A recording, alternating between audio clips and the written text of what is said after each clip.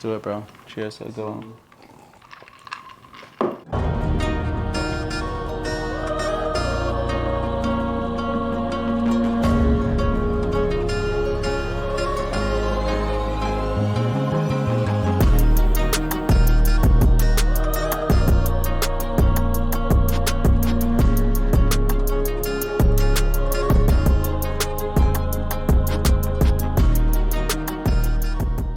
Welcome to the Journey podcast, where we showcase some of the most inspiring stories on the face of the planet and some tools to help you navigate through this life. So today I have the one and only I don't even know how to describe him. I can call him a brother. I can call him a best friend. He's so much more than that, but one of the closest people to me and one of the most dynamic people that I know on this planet, someone that I am truly honored to be able to do life with, someone that is absolutely inspiring. And I know that you guys are going to be able to get a lot of value from this specific episode. So without further ado, I have the honor and privilege of bringing to the Journey podcast my brother, Mr. Masud Dorsett. Joshua, Glad to have you on, man. It's been long overdue, and sir. there's so much that we can cover here. So many different things that we can unpack. And I have a feeling that we're probably going to have to do more episodes down the road because we can just go in depth with so many different aspects of your life.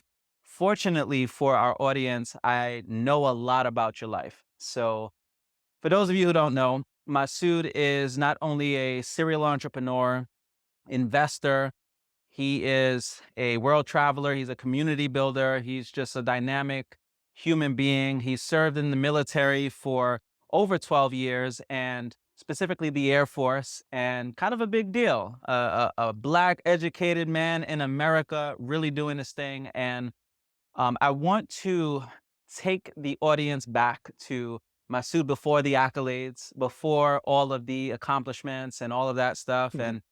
And I'm a firm believer that your vibe attracts your tribe. So it's no coincidence as to why we kind of became friends and, sort of do life together now. And I really would love for people to just get an idea of your backstory, a little bit about your life. We both come from the same place, Brooklyn, New York. And this episode is going to be special because I think you may be the very first person that I'm interviewing from Brooklyn. And we share a lot of commonalities. We share a lot of similar upbringings and culture and all that stuff. So if you can give the audience a little bit about what life was like for you growing up in Brooklyn, and did you grow up like suburban life, like the suburbs of Brooklyn? Did you grow up, two parent household? What was the situation like for you? Well, first and foremost, I appreciate you for having me on your platform. It is a super honor to be on it. We don't really get a chance to, have conversations like this on this kind of huge platform. So I'm appreciative of that. So thank you. But yeah, born and raised Brooklyn, New York. I grew up in an area called East Flatbush. I was born in Brookdale Hospital. So that brings you back. I see that Brookdale? I was Killer County. Yeah, so I was born in Brookdale Hospital. And I think I had a normal average upbringing. Had two blue collared parents. My mom was a correction officer. My dad was a social worker. And my grandparents on my dad's side migrated from Guyana.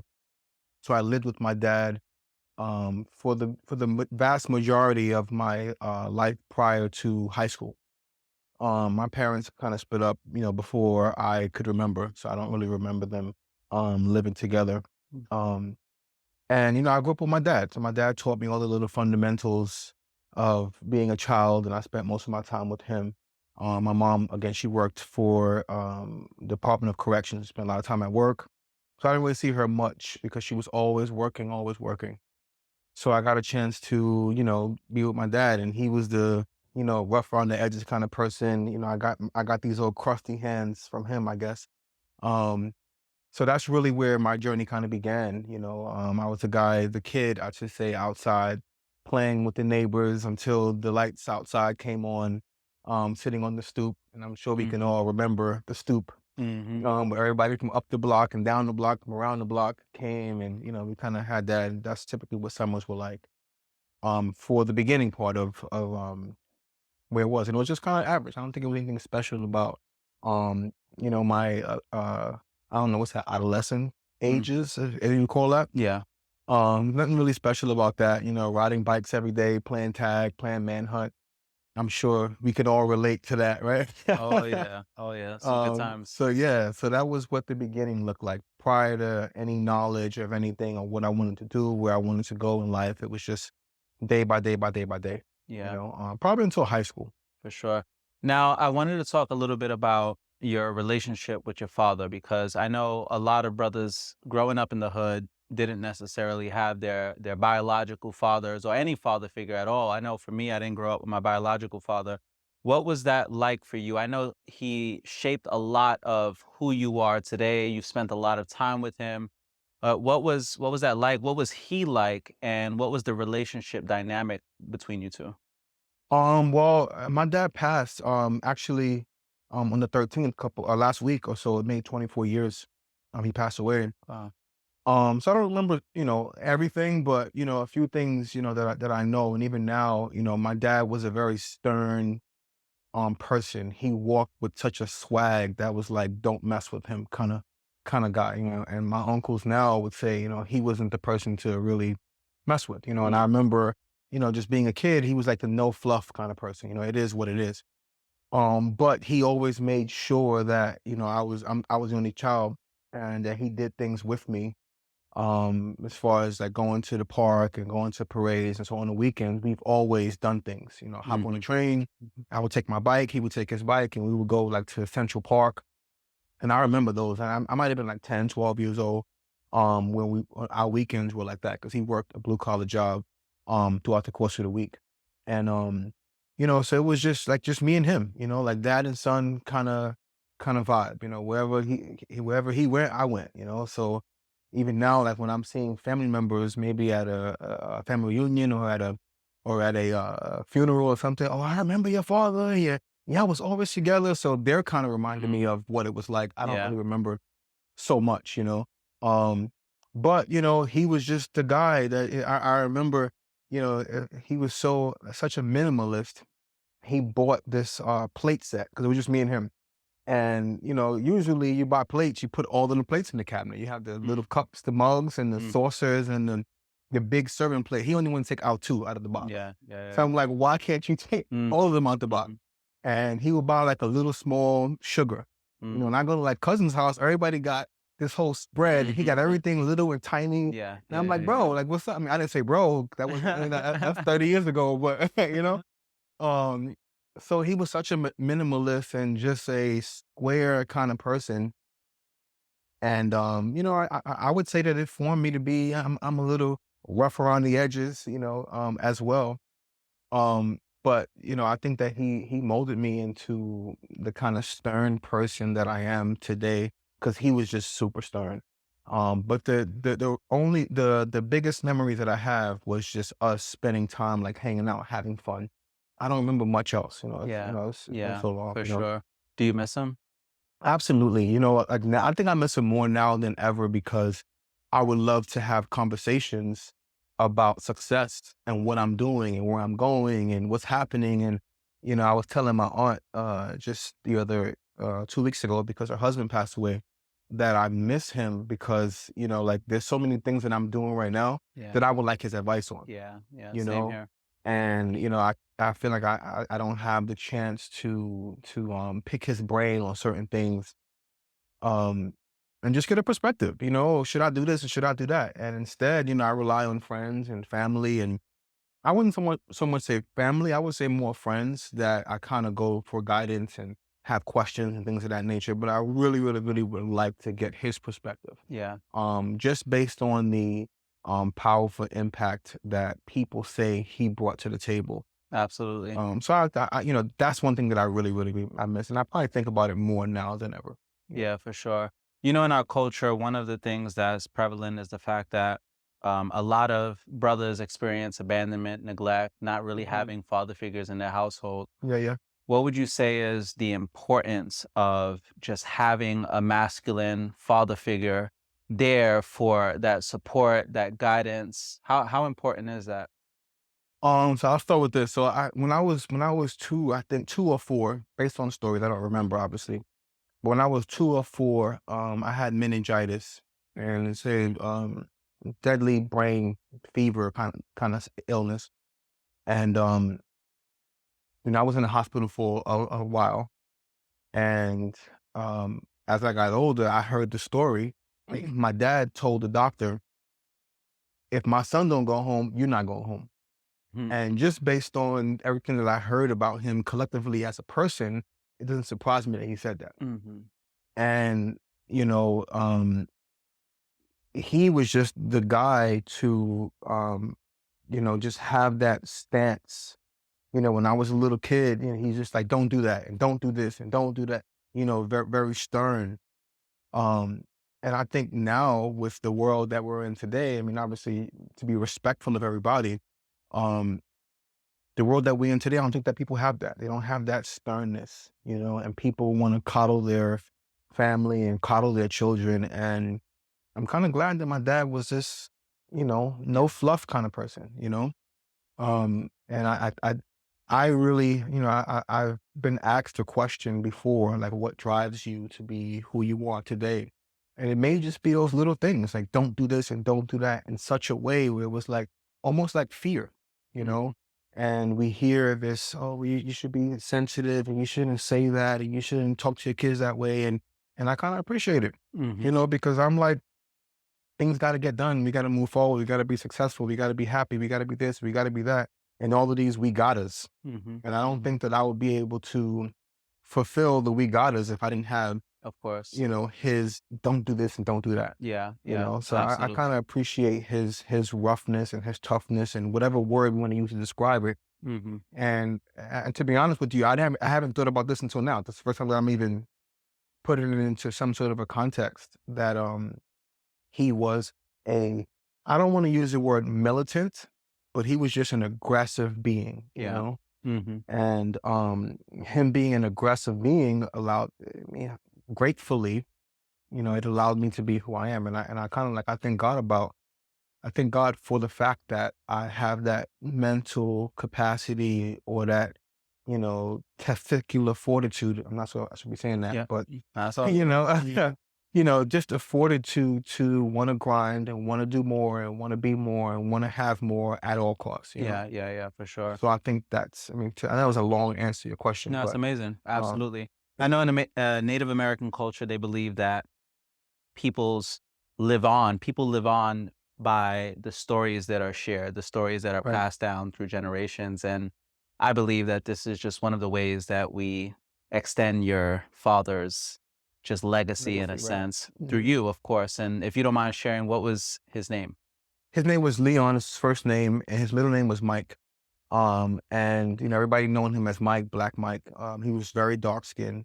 So they all called him Black Mike, Shout out to Black Mike. Black Mike, right? Yeah, absolutely. Much respect. Yes, Much sir. respect to Black Mike. Absolutely Um, beautiful. I mean, his legacy will forever live on through what you've done in your lifetime, and that's a beautiful thing. yes, And sir.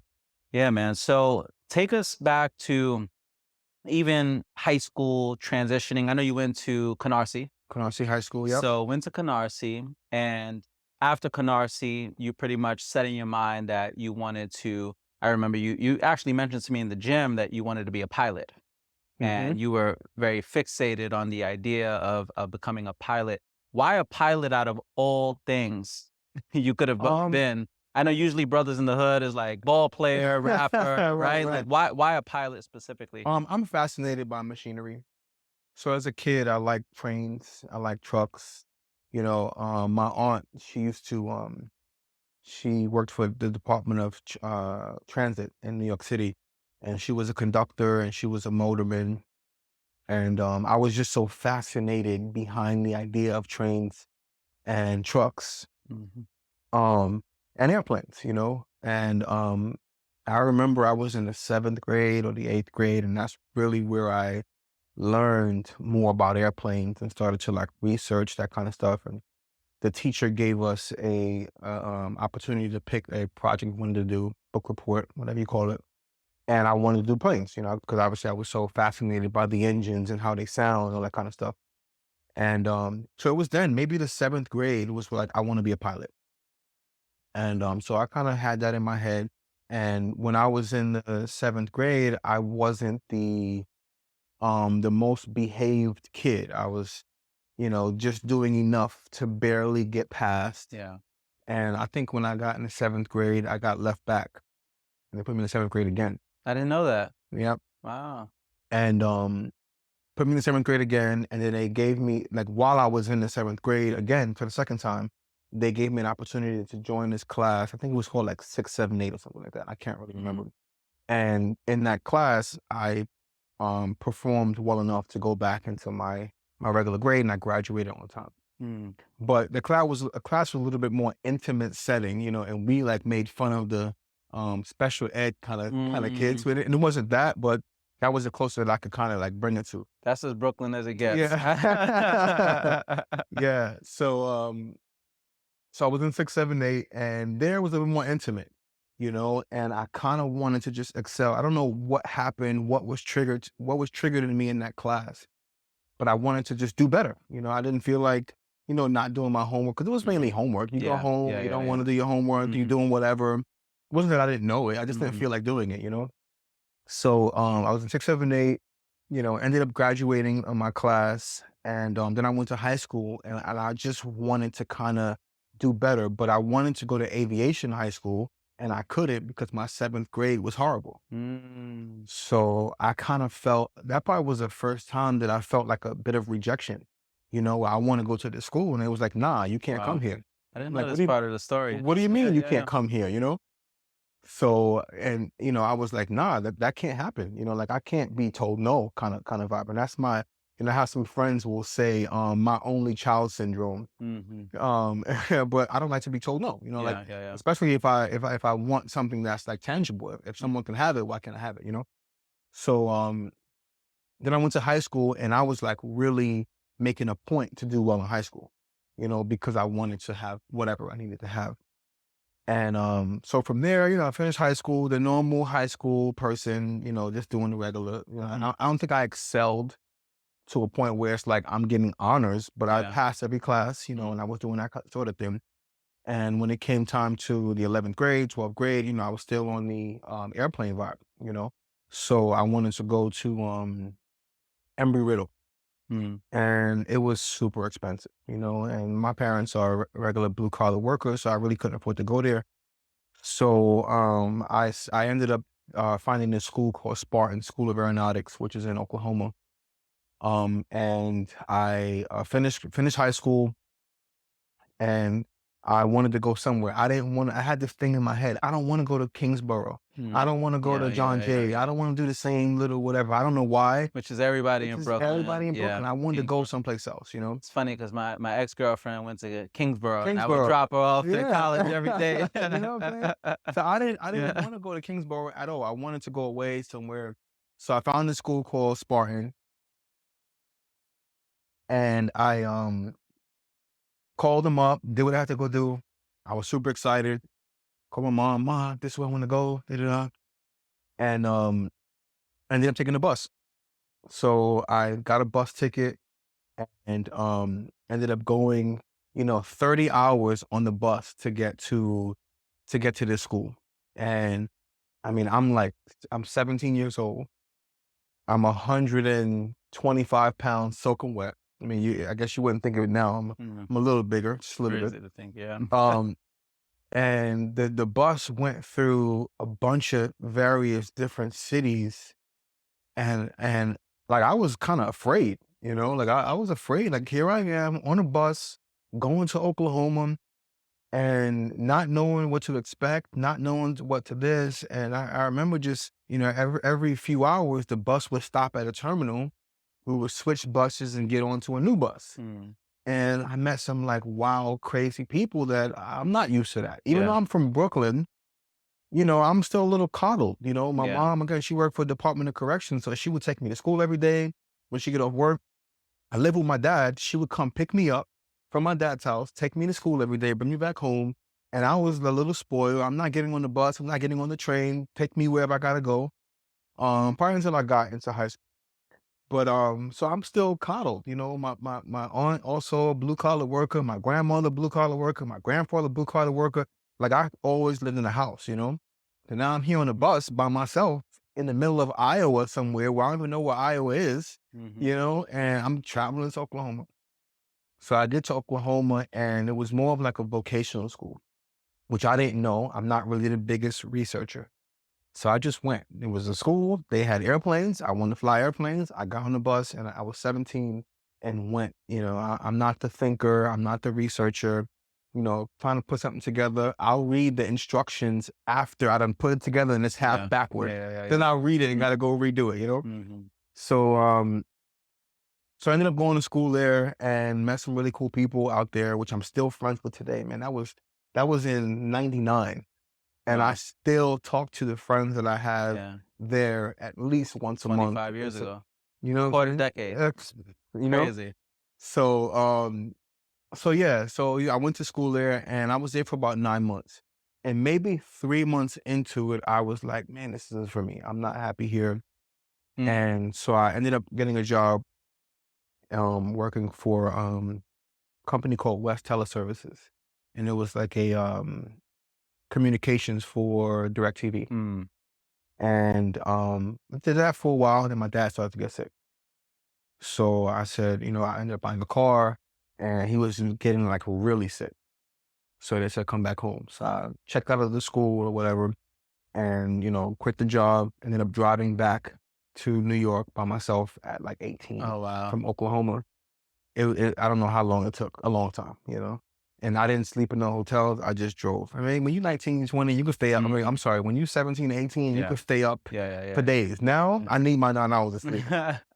But, yeah, so I ended up driving back, and that's really what started my career, right? The questions that I really had is like, what made you be the person you are?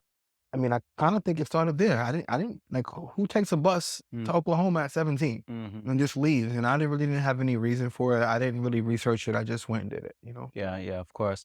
I know eventually you transitioned into the military, and that Mhm. played a big, big part Big of part. just who you are, what you about, everything, your whole career, the whole trajectory of where you ended up Mhm. going throughout the course of your life. How did the military kind of play a role in Changed things. So, after I came back, like I said, my dad was getting really sick. I came back to New York and, things were okay for a little while, and he had cirrhosis of the liver. So, it was terminal, and he ended up passing away. And I really wasn't sure where to go. I just found a job in direct care at the time, and then I wanted to continue my career path in aviation. So I went to College of Aeronautics in LaGuardia in New York. And that's when I got a chance to join into the flight program because I wanted to be a pilot. Yep. Because when I was in Oklahoma, it was more of a maintenance thing. So I came to here, joined America College of Aeronautics, and I became a pilot. So I got my pilot's license. Went on to get my instrument license and my commercial pilot's license, and I was flying and doing all those amazing things, and it was cool. I just I was so excited I'm flying an airplane. Like Mm, most kids from Brooklyn don't fly of airplanes. course, yeah. So that was pretty Yeah. cool. And while I was there at school, I met a recruiter, and a recruiter came and said, "Hey, we'll pay for school." And I was like, "Really? I'm in." Mm, I didn't think about it. I didn't research it. I didn't anything. Ma, I'm going to the military. That's really what it was. So I signed up. I went to MEPS and I went through the ASVAB and did all that kind of stuff and did the medical. And now I'm in the military. And that turned into a 13 and a half year career. It was right after 9/11 is when I joined. And it was great, because it gave me so many fundamentals, so many different things, and I find now there isn't many things that I'm afraid to go do. Whatever it is, whatever the wall falling down, let's put a new wall up. The house falling down, build a new house. mhm. Whatever it's to do, let's just go do it. Yeah. And And that's really what started the my journey as adulthood. Adulting, I guess, is what it's called. Now you gotta be responsible. Yeah. You gotta pay bills on time. You Yep. gotta go shopping. You go to the grocery store, you buying groceries, and the meat is $7, and this one is $6.35. So you dig Yeah, to get yeah, the yeah. six. Yeah, You yeah, save yeah. a few Yeah. dollars, you know. So that really was started, after joining the military, and I met some different people, and I think the biggest thing that I got out of it is getting out of my comfort zone from New York Hmm. and being away from, where I grew up and the people that I grew up around. And now I'm around people who look different, act different, had different upbringings. And I learned things that I probably wouldn't have learned being in New York by just, rubbing shoulders with different folks. Yeah. And, it was a great part of my life. It allowed me to jump into real estate, and me going into real estate was the beginning of my entrepreneur career. Although I didn't know I was an entrepreneur, so I owned my own home. I might have been like 22 years old, and didn't know I was an entrepreneur. I had tenants, and they was paying me money every month, and I'm just, Mhm. what am I saying? Oh, I got a rental property. Yeah. It wasn't until when we met where I look back and I'm like, hey, damn, I was actually an entrepreneur Mm. when I was 22 years old, and I Yeah. never knew about it, never even really understood the word. Mm. And I think it's in my more recent, I mean, it's a little embarrassing to say, you know, um, in more of my recent years that I realized, man, I'm actually an entrepreneur where I'm having passive income coming in and not even knowing anything about it. Yeah. Yeah. Most definitely. But being around those folks in the military, I think is what, you know, um, uh, put me in alignment to be in a good space as far as real estate. 'Cause I learned how to, solder pipes and put in boilers and put in sewage lines and whatever I had to do because money was kind of scarce, you Yeah. know. Yeah. Yeah. For sure. So I learned to do so many different things. Yeah.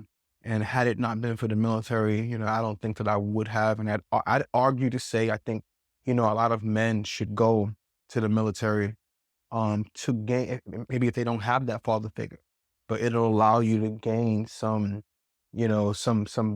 points on the masculine side. Yeah. Yeah. Yeah. Yeah. Given the space that we live in right now, where everything is a little bit more warm and coddled and Yeah. feminine, I think that going to the military, brings out that,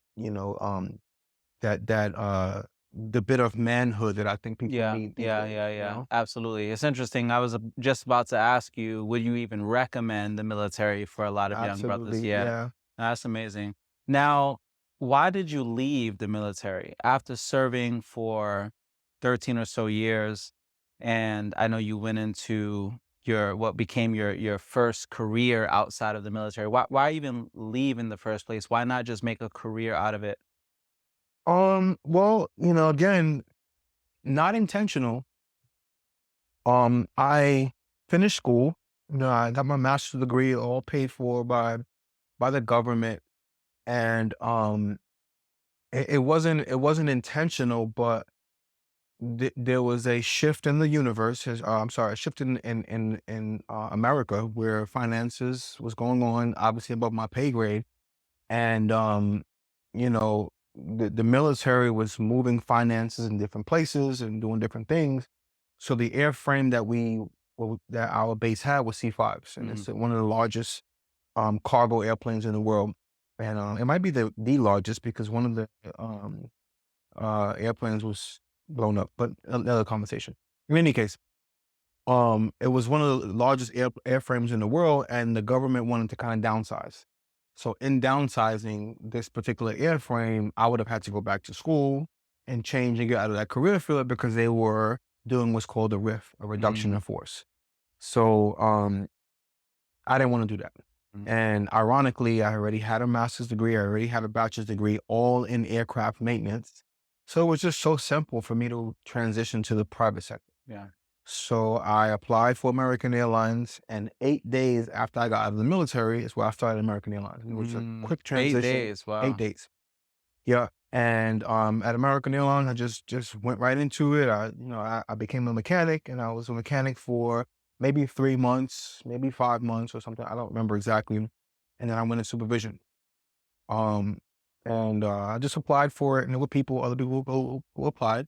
But luckily, I used the government to get a master's degree, and I did it. I did my master's degree while I was at work. Yeah. So I mean, kind of is what it is. You got to be Yeah. able to, Yeah, yeah, you yeah. know, Yeah. play better than anybody Yeah, else. definitely. You know, I know you went for your education. I know we were talking in the gym, and by the way, we work out together. We've been working Right. out together for You kind of years. Yeah, yeah. even when we were both in New York, we were both working out together, and um I work out sometimes, 2 hours plus, and we're just talking about It's like life. 90 minutes of talking, Yeah, 20 minutes of working yeah, out is what we do. absolutely, absolutely. But one of the things that you had mentioned to me, just with everything that you have going on, I know education was a big part of that, and I'm curious as to why you even went forward with the whole master's program, like to be able to get your master's degree while working. A lot of brothers probably were just like, nah, there's no way Right. I'm gonna Yeah. add to my plate.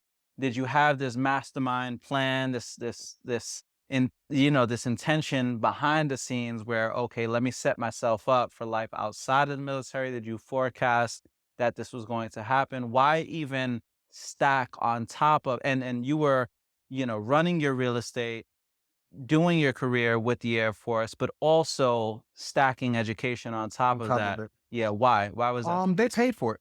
Hmm. Simply put, they paid for it.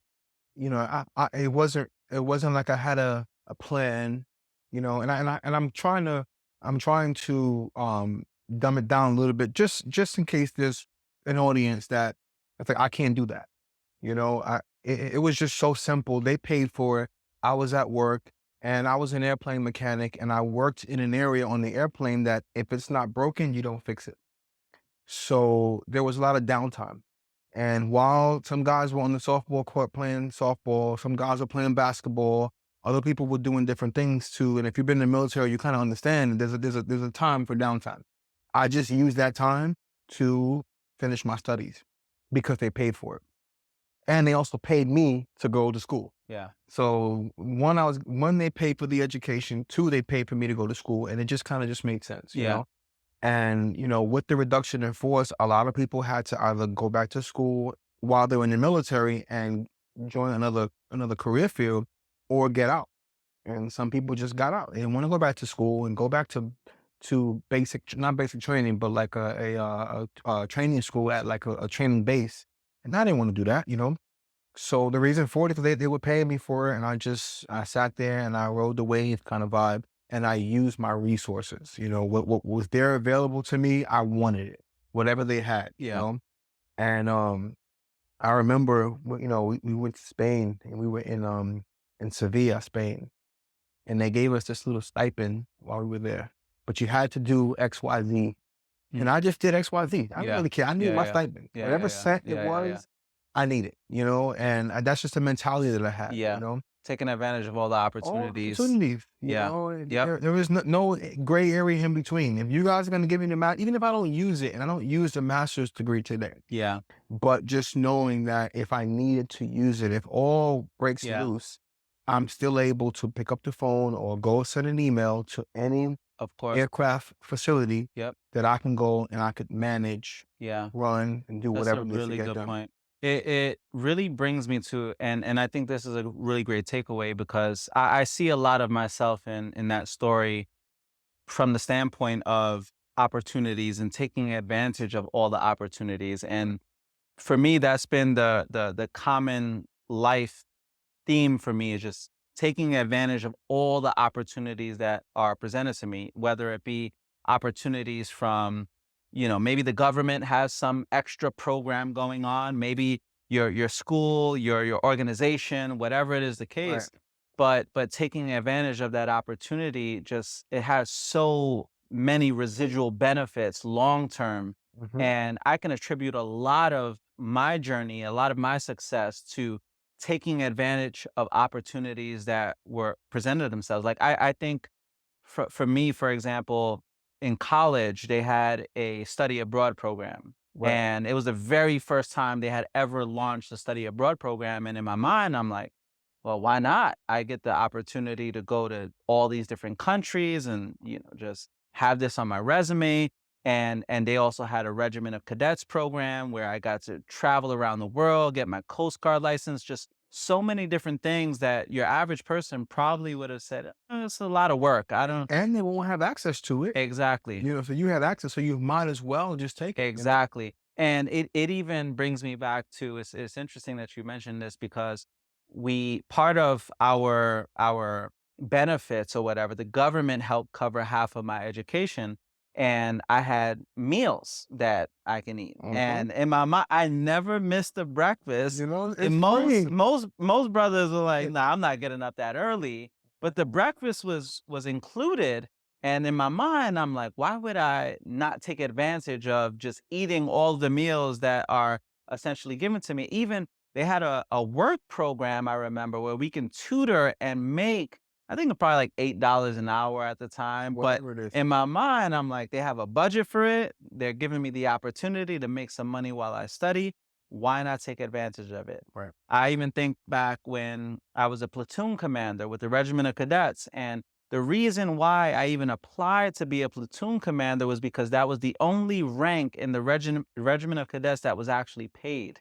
Because part of the role was also being a resident advisor, Right. right? So I think the biggest takeaway from this is taking advantage of all of the opportunities that are Excellent. presented to you. Why not? Right? Why not put in that extra effort? Because you Mhm. just never know how those opportunities may come back full circle. So it's really, really great part of your story. And I think that it's good to be able to do it organically, without it being a plan. Just what I think people should try to absorb that. You not to make this full plan. Like I just knew if it's there, I want it. Yeah. And I think that's a great opportunity. That's a great way to look at the opportunity. Whatever opportunity presents itself in front Yeah. of you, seize the opportunity. Yeah. And if it's not Absolutely. for you, okay, cool. But at least you got it under your belt. Yeah. Yeah. Yeah. Yeah. You can go on to the Oh next one. yeah. Just seize and seize and see if it's something to be because you just never know. That could Yeah. be whatever you join there. Yeah. Like when I went to the military, I didn't know that. I just figured I'm gonna get my school paid for. Yeah. Yeah. I didn't Yeah. think about doing a whole career. Allowed me to buy 2 homes from the military. Yeah. Yeah. Allowed me to Yeah. start my whole life. And who knows? It was just the guy came and said, "We're Yeah. gonna pay for your school." Yeah. Yeah. I'm in. So good. So You know what good. I'm saying? Yeah. I just took the Absolutely. opportunity. When I got there, I was there for a while. They gave me a full-time job. And, then I went active duty. Like it was just so many different steps that came along with me just the Yeah. opportunities there. All Yeah. right, I'm in. Yeah, this You is know? so good. I recommend for anybody watching to or listening to really, really be intentional about taking advantage of any opportunities. Another opportunity that comes to mind was there was a leadership organization that had been around for a very long time. A lot of America's prominent leaders came from this leadership society, and it was called Omicron Delta Kappa. And I remember hearing about it and you didn't really have to do it. It was like an extra leadership endorsement that you got on top of your degree. Right. And I took advantage of it. And because I took advantage of it, I had the opportunity to visit the White House, visit the Pentagon, and all kinds. Like I was at the Oval Office as a young brother, like, and just that mindset of taking advantage of whatever opportunities. Sometimes you may not even know which direction it may take you on, but like you said, even having it under your belt, you never know when it may come back full circle. So And I it was love that. pinnacle for you, a Yeah, pinnacle moment. Like who goes to the Oval Office? Who absolutely. does Imagine that? a young brother from the You hood know what I'm like, saying? being at the Oval Yeah. Office. It was a big deal. Big deal. Absolutely. Yeah, yeah. Absolutely. So I know that for you, you transitioned outside of the military, went into this amazing six-figure career. Now you're in supervision, management, all this stuff at one of the busiest airports on the face of the planet. Mhm, And that was a big deal for you. And it was interesting because we were talking on our workout about how you felt like you arrived. mhm. And this was specifically what you went to school for.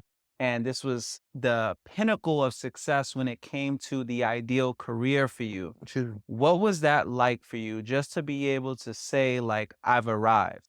I served my time in the military. I got my education, my credentials, and here I am now making the most money I've ever made. And now at the pinnacle in terms of social status, Everything, income, Yeah. all of that. I would think that it was just a stepping stone, because now that you're asking me the question, I'm actually thinking about it, you know? If I just went to go back from the 7th grade, it was just airplane, you know? And how did I even think now, like, how did I go thinking airplane 7th grade? You know, you kind of find your way through high school, find your way, you got your high school friends, you out doing whatever you're doing through high school, who knows? You know, out Mm. creating mischief, I guess, when you're in Yeah. high school, right? Yeah, yeah.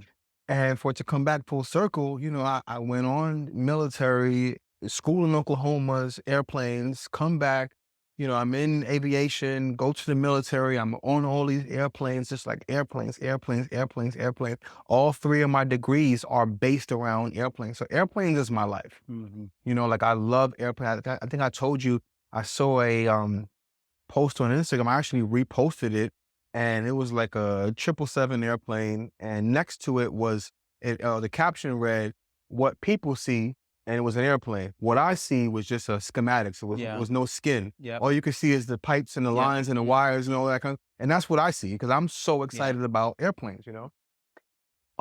So when I got out of, you know, got out of the Air Force, you know, I obviously I applied for American Airlines, and I remember the interview. It was this old dude, and I forget his name, but I remember he was an old guy, you know, and he was just there, and he was moving kind of slow, talking kind of slow, and he happened to be I forget the term, the general manager of LaGuardia Airport. So he's the guy that runs the whole show, Mm. and he's doing my interview. And he didn't tell me he was the guy until Mhm. after the interview because he Mhm. didn't want me to be nervous. And Mhm. I just thought he was just this old guy. Okay, Yeah, yeah, whatever. yeah, yeah. So I went in there and just, you know, said what I said, did what I did. And he's like, "You're in." He's like, "Fine colors." And I was just being so organic, didn't know he was the guy, you know?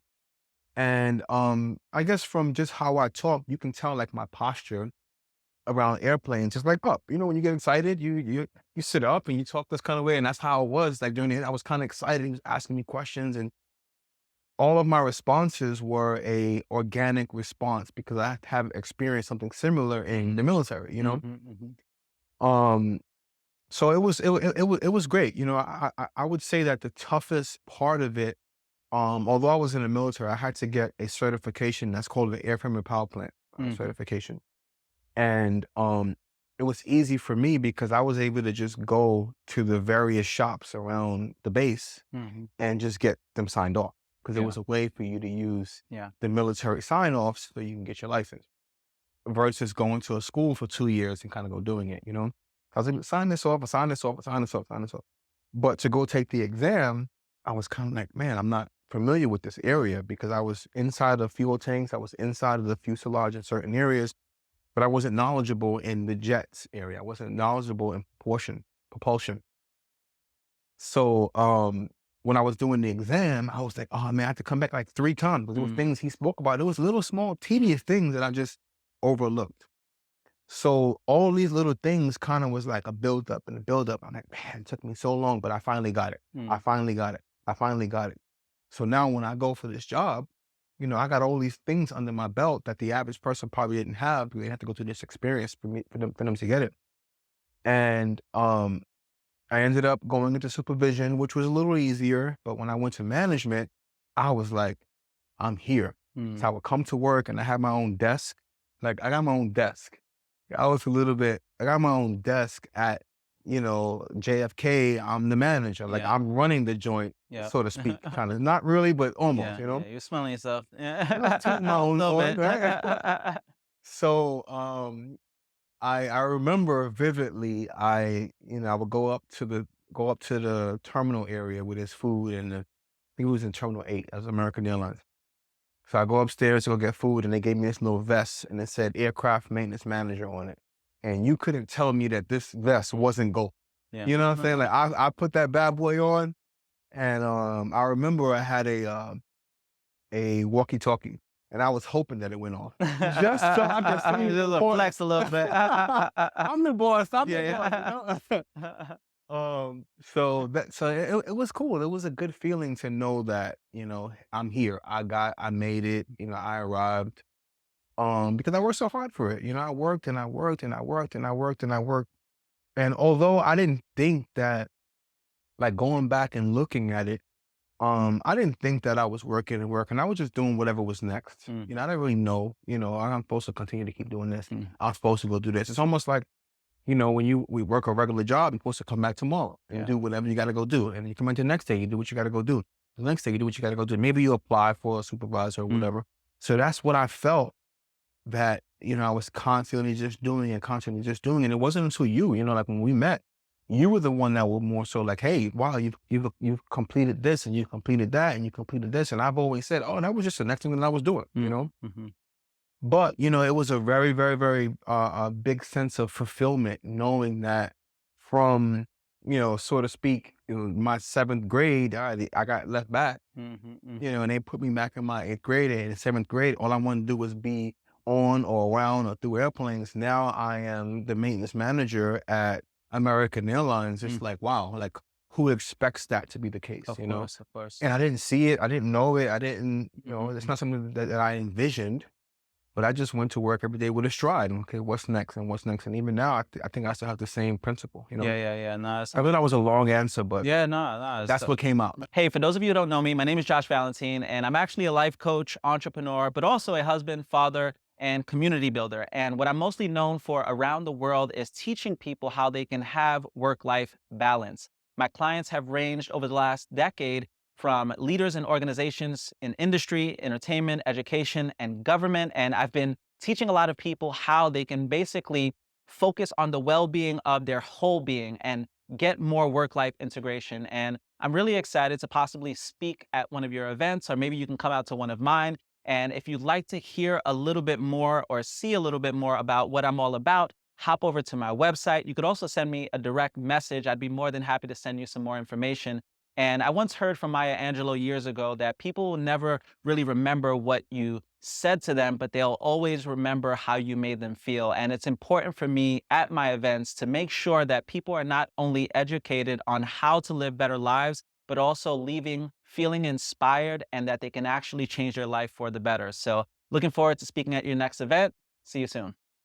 Now, you and I met through the world of entrepreneurship. We met going to business seminars and being in travel, community building, that kind of thing. And you eventually merged your career and went into entrepreneurship, you know, retiring at a young age from the workforce. How old were you when you retired from the workforce and you said, I'm going to go full time Um, entrepreneur? I might have been like 30, I don't know, 3, 5, something like that Yeah, something ish. around that for sure. So what was that like for you? Why entrepreneurship after reaching the pinnacle? And I can relate to this story a lot because for me, I went to school to pretty much work a career and I worked for the number one company in my industry.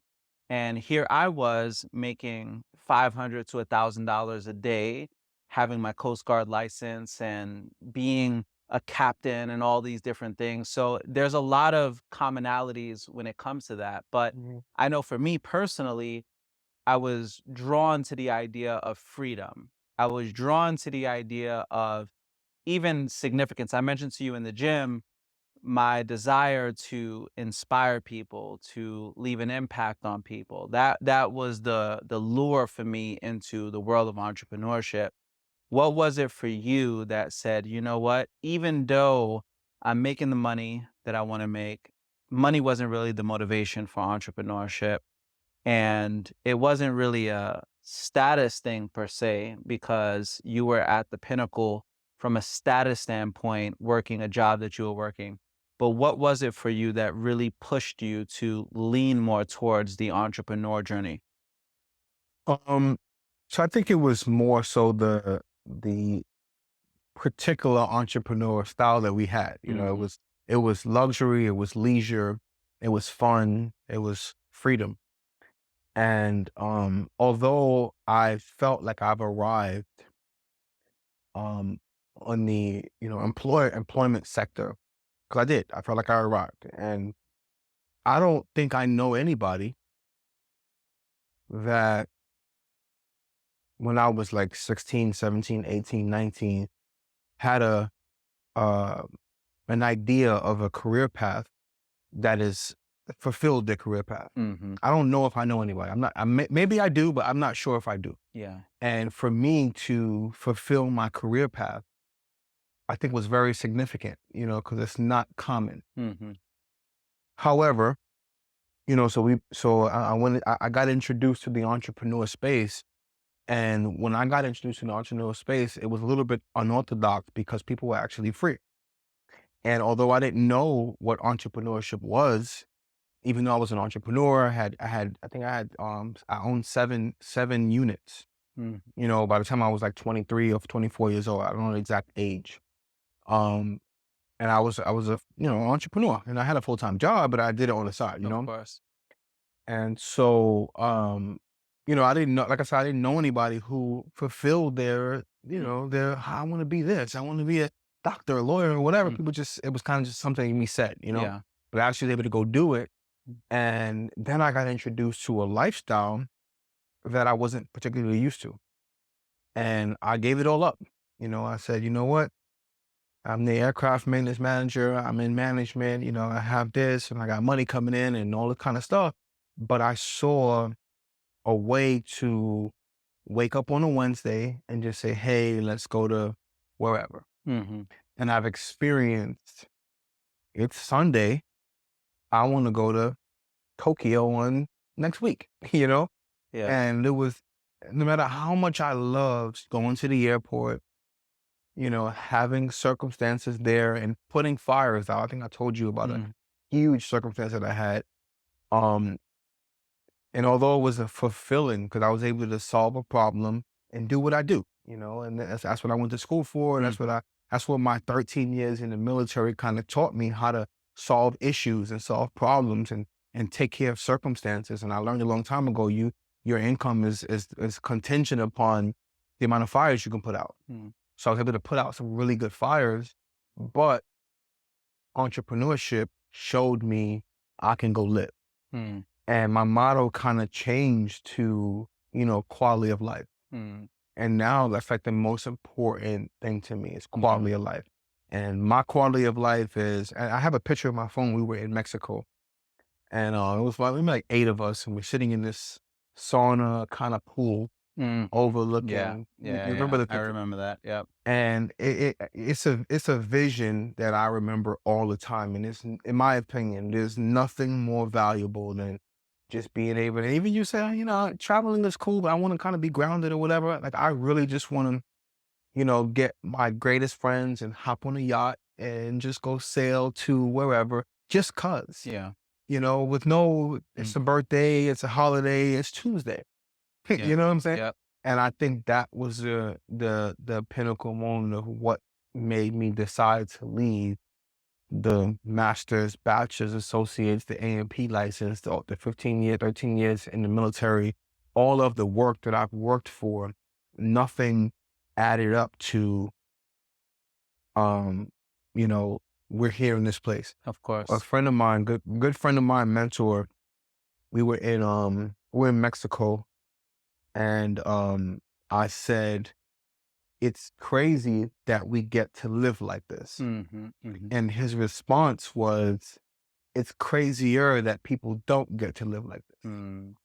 you know?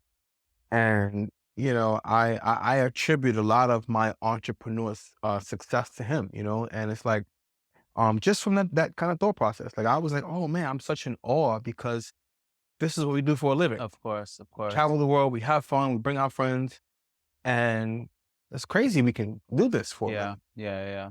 But I mean, I think it's crazier to Yeah. to not, Yeah, yeah. to Absolutely. not do that for a living, to just Absolutely. work and work and work. And although my job was great, I loved it. I was the boss, I walked in there like, yo, I'm here. And then I felt like, I'm here. Mhm, mhm, mhm. But it was a better feeling going to see the pyramids in Egypt. Yeah. Yeah, That was a better yeah. I Yeah. promise you, that was a better feeling. You Absolutely. know what I'm saying? I think Absolutely. we was able to go snowmobiling on a glacier in Iceland. Mm. So if I had to weigh it, got a bachelor's degree, master's degree, doctorate degree, PhD, I'm a brain surgeon, whatever it is, whatever career you want to throw in there. Mhm, mhm. Or let's go snowmobiling with our closest friends on a glacier in Yeah. Iceland. Yeah, yeah, yeah. So for me, it was like a toss up. What do I do? What do I do? Of What do I course, do? of And I course. chose Yeah, the yeah, yeah, lifestyle. yeah. I Yeah. think that's what makes your journey specifically just so interesting because a lot of people who are entrepreneurs, they're working their asses off and they find themselves 70, 80 hours a week with no lifestyle. And we always hear that you go with the intention of owning the business, but then you end up The realizing the business business owns owns you. you. Right. And in your case, it's like the lifestyle was at the forefront, the quality of life, Right. which is a big thing. I think that's the pinnacle of success for entrepreneurs Mhm. is to ultimately get the lifestyle because everything we do is a means to an end emotion or experience that we want for ourselves. Right. Why are we doing business? It's not necessarily for the money, it's what the money and the freedom can Could do. do. Right. So on the topic of travel, I know you've been to a lot of places, and it brings me back to certain experiences that you've had that I know of, like riding on these race carts, Mario Luigi style, in costumes in Oh, Tokyo, that was amazing. just Yeah. cruising around Tokyo with some of your closest people. And you've been a community builder, so that's the one thing that we do have to address here on the podcast. Masud has been an amazing community builder. Shout out to Team Legion, and that's been the community, his community that he's built over the course of the last decade or so. And a lot of phenomenal people in your specific community that you've traveled around the world with, that you've inspired to pretty much see just what's out there in life. And what would you say is the biggest value when it comes to travel, but specifically because it's one thing to travel with like your significant other, or you may have a little sneaky link with somebody on the side there, but like traveling with your community, traveling with people that you love, people that you rock with, people that you're doing life with. If you can give the audience a little bit of a taste of like what's that actually like, because this brings me back to the catamaran in Mexico at a Four Diamond resort that we were staying at, Mhm. listening to Bob Marley, Right. right? Right. With you know what I'm saying? It Mhm. brings me back to those times. We traveled a lot as well. And what would you say is the greatest value in that specifically? The lifestyle, the quality of life, the community. I, for me, I find more value in, you know, a bunch of friends sitting in a circle, we playing dominoes, playing spades. So everybody will have their own what they really like. But for me, it's, just that group of 8 or 9 people who I rock with, really well. And just being able to like island hop, you know what I'm saying? Yeah. There's no way to really, it's almost like a dream, It is. because like you said, I golf karting in Tokyo with 10 of your closest friends. I'm sure thousands will watch this, and I'm maybe 5, Mhm. and that may be a stretch, Yeah. get a chance to go golf karting, not on a golf course, through the streets. It was a 90-minute. I drove In over costumes. in Yeah. costumes. I drove on the interstate Yeah. at 50 miles an hour in a go-kart in Yeah. in Tokyo. Yeah, yeah, yeah, yeah. You know? So just the skydiving in Dubai where you falling out of an airplane, seeing the Palm Island there, Mm. snowmobiling on glaciers, visiting the pyramids in Egypt. Like there is no comparison to the things, and I wouldn't even say things, the accomplishment, because I look at it as, I had to get a new passport. Yeah. To me, that's an accomplishment. Oh, yeah. I mean, we could say I have a bachelor's degree. That's a accomplishment, but in comparison to, I don't put much. I don't really talk much about my social media. I don't have my master's degree on there. Yeah, yeah, You that's know what I'm right, saying? that's right. I don't have my bachelor's I love degree. that. I don't have my A&P license. I don't have that I Yeah. flew airplanes. I had that I was skydiving. in Dubai. It's so good. You know, that I was jet skiing in this place. Yeah. I was snowmobiling in that place. I was having tea. We had tea in Switzerland. It was some whatever tea that Switzerland, I don't know the tea, but we had that tea. Whatever they got, we had it, you know? Yeah. And that was a memorable, experience, just going to places around the world and Switzerland. Like I really would like to go to Switzerland when it's cold and get in that train that we see Yeah. on social media. I don't Yeah, know yeah.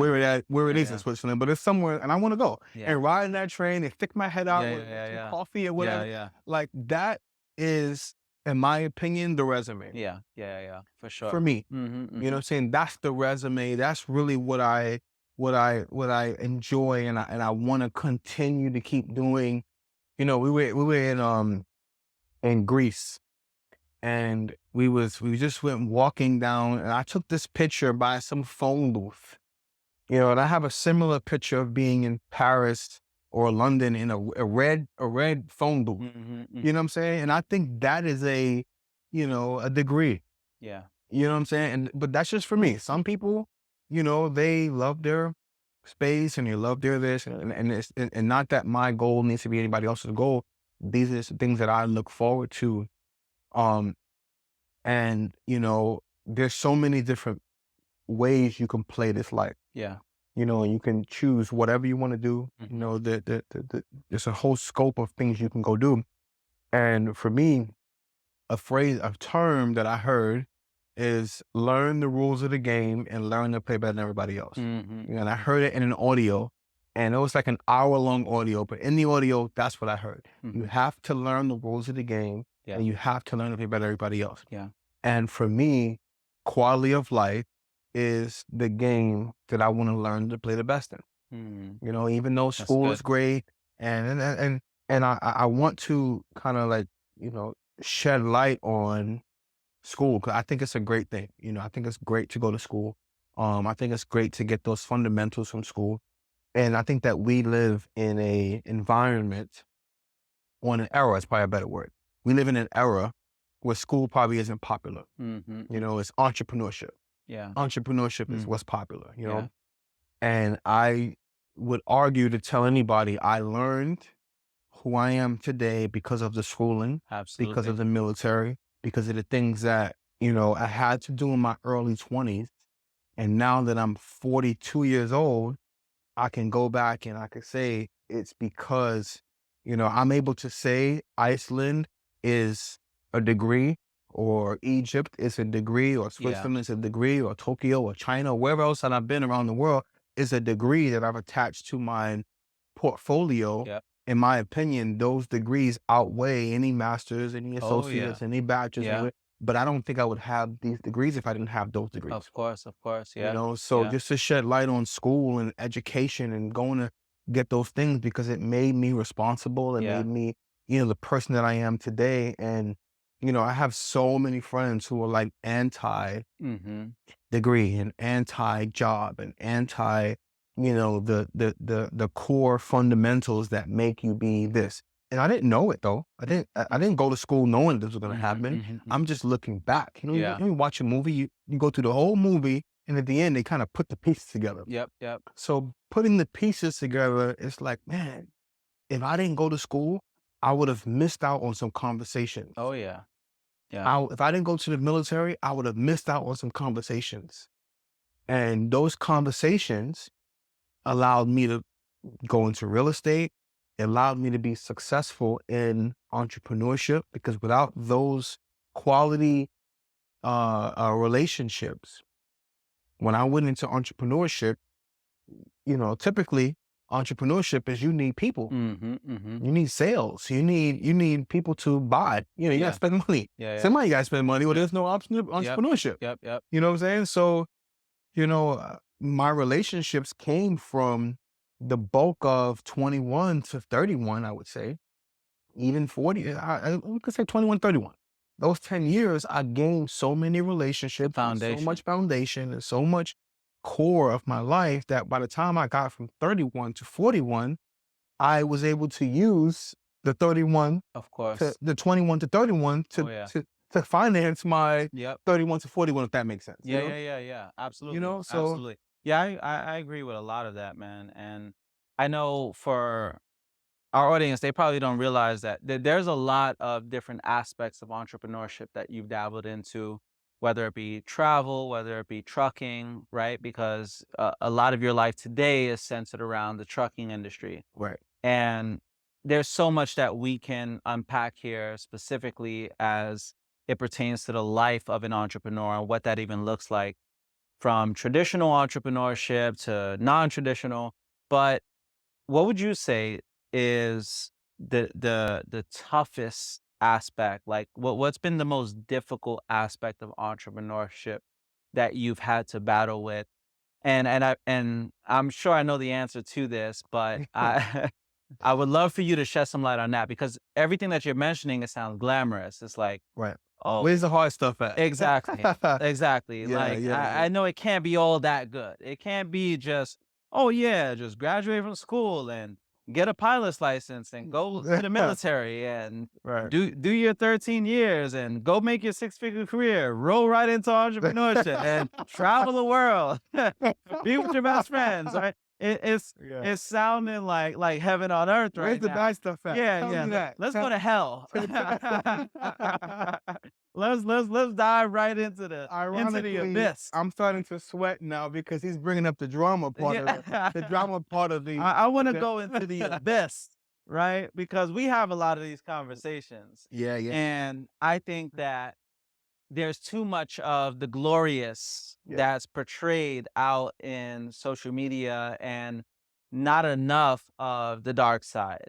What really happens behind the scenes that's not so glamorous, and typically we get praised in public for what we ultimately do in Mm, private, right. and we're sort of like just praise for all this glamorous stuff, but not realizing that, man, it's really hard. There's tough aspects to this journey that will take your average person out and have them running in their scared shitless in their boots, right? Like, what would you say has been some of the toughest Toughest aspects part.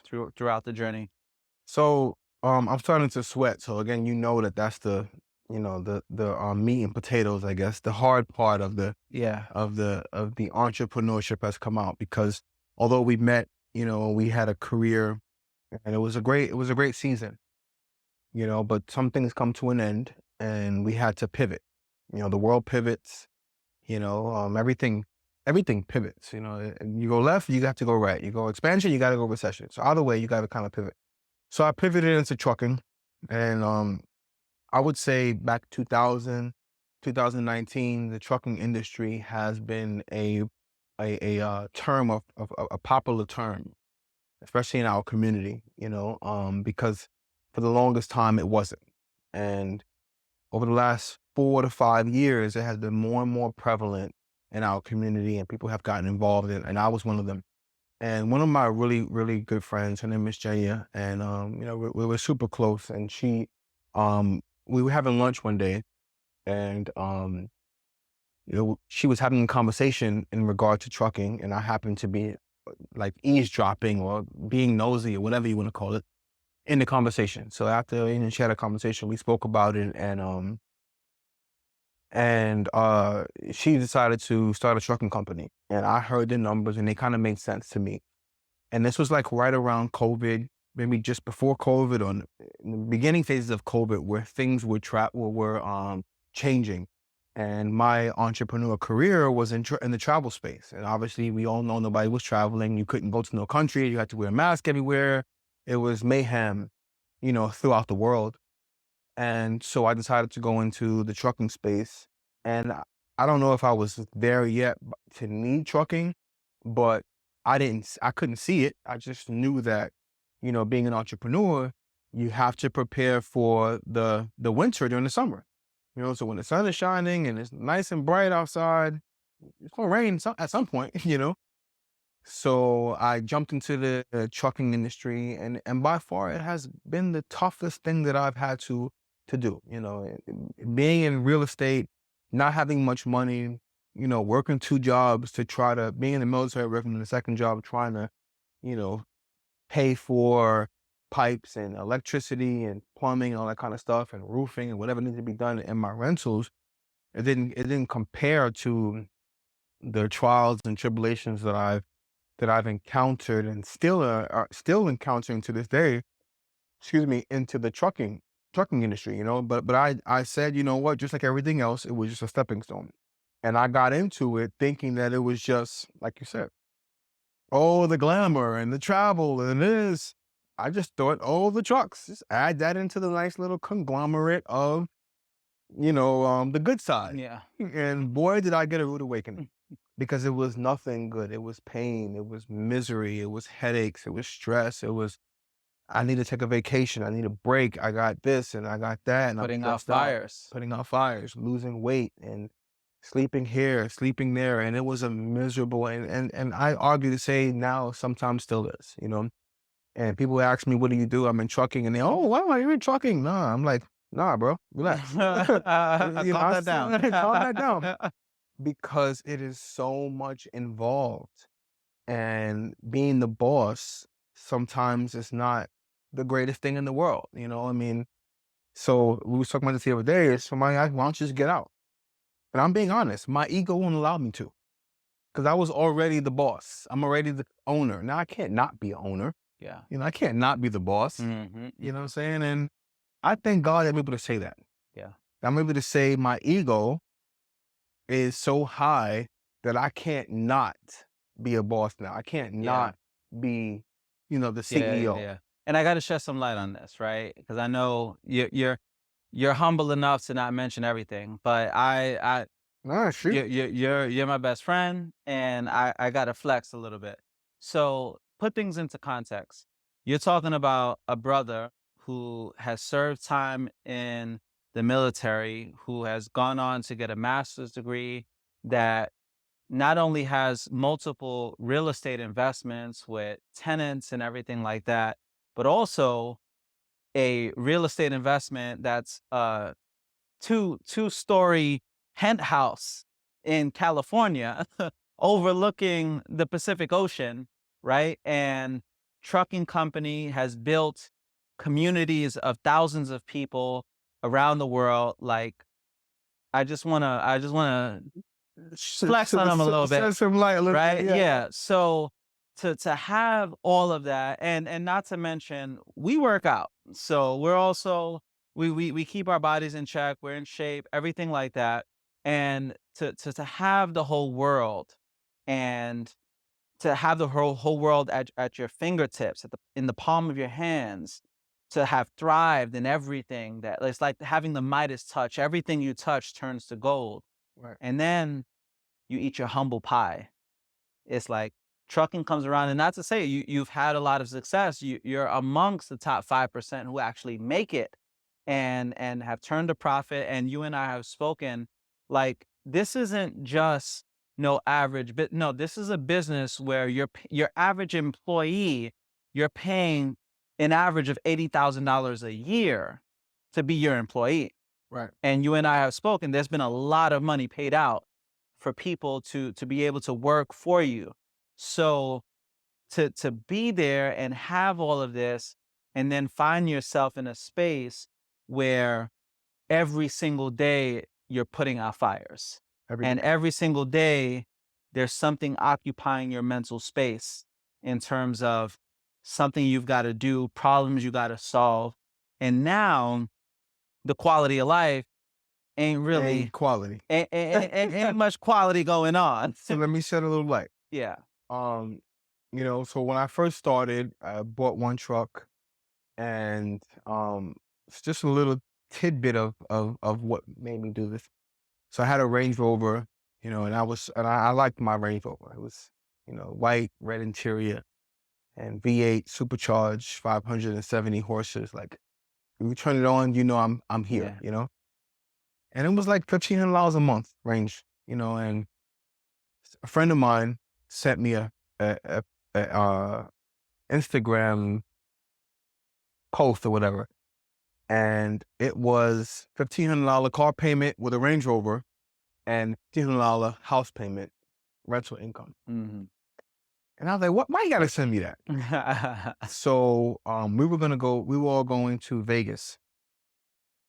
And a week before going to Vegas, I took the Range Rover to the dealership and they were able to buy it for me, got rid of it. And the money I was paying $1,500 a month. So I gave in the Range Rover. I also had a Honda Civic. And it's funny because most people aren't going to talk about driving a Honda Civic. But I'm like Cat Williams. I don't care. I put it out there, right? I had a Honda Civic for a year. And after that year, I bought the first truck because we happened to have the conversation at the end. It just happened to work out that way. And kept the truck for maybe 4 or 5 months. And then I bought a second one, but I bought the second truck cash. So I figured I was just gonna drive the truck. So, I never drove a truck before, never had a CDL, had a few conversations. I was able to get the CDL fairly easy, ended up getting it, and then I drove a truck. Now I'm a truck driver. And going back to the story in the very beginning, I spoke mainly about airplanes. I was more attracted to trucks than I was to airplanes. Mm, Airplanes just happened to be the route that I yeah. went. So when it came, I don't know, 20 years later, the trucks kind of just came back full circle. Mhm, mhm. And one of my uncles, when I was a kid, he was a truck driver, and I was so fascinated. I used to go sit in the truck and blow the horn. And my mom we used to drive down to Virginia, and I'd be driving past trucks, and I'd be going like this, and they would blow the horn. And I was so fascinated just behind trucks. So I ended up getting my CDL license, buying my second truck cash, figuring, hey, I'll drive this truck for 4 months, make my money back, Mhm, mhm. put someone else in the truck, and that's it. I go back to Yeah. this life that, Mhm, mhm. nah, bro, that ain't what happened. Nah, not even a little bit. I had to drive and this broke and then that broke. Okay, I drive a little bit more. This broke and then that broke and I drive a little bit more. And this broke and I just kept driving and driving and driving and driving. And I'm sleeping in places. I'm in Iowa. It's like -6 degrees in Iowa, and I'm in some ditch somewhere. It's no lights. I'm from Brooklyn. I ain't got no business being in nobody's Iowa when it's 6 degrees outside, but here I am. And from Iowa to ended up my first time in Colorado, driving over this, what's the song by Lil Wayne? I'm in Aspen, whatever, however the song goes. And that's me. So now I'm driving through this mountain and all I could see was white glaciers and snow. And this is my first time being there. So I had to take out my phone. I had to scroll, find the song now. Mhm, I had to put it on my Instagram. mhm.